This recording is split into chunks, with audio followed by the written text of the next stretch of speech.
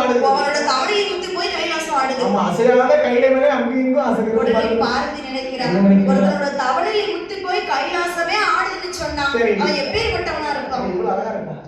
அப்படிலாம் நினைக்கிறேன். அவன் ஆண்டவனை நோக்கி அவனுடைய தவம் இருக்க போய் தான் கைலாசம் ஆடுது.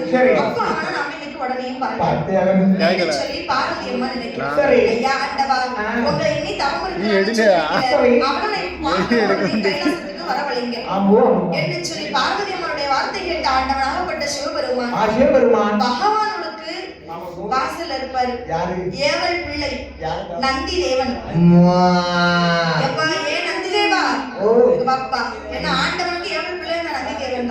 ஆண்டவனுக்கு ஏவல் வேலை செய்யக்கூடியதான் அந்த நந்தீஸ்வரர். என்ன வேலை சொன்னாலும் செய்யணும். நீ எந்த விஷயம் போய் கேட்டாலும் சிவபெருமான் கேட்கக்கூடாது. அவருக்கு முன்னால இருக்காரு நந்தீஸ்வரர், அவர்கிட்ட தான் கேட்கணும். அதுக்கு சொல்லி எப்பா நந்தி அவர் கால் நந்தீஸ்வரர் எனக்கு எப்படியாவது 3 பொண்டாட்டி வேணா அது நீதான் விளைவிக்கணும்.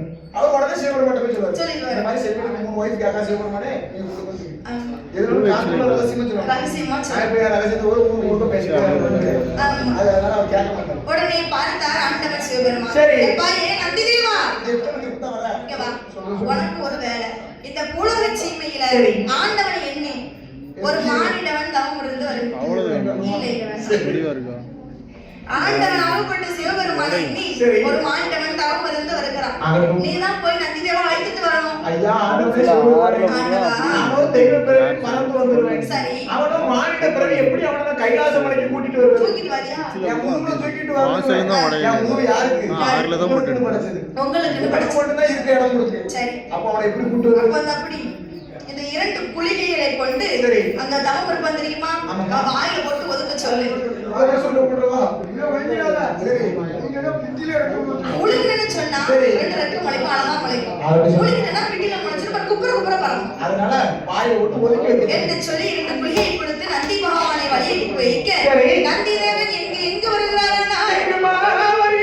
கைலாசம் தான் கடந்து கண்ணுடனே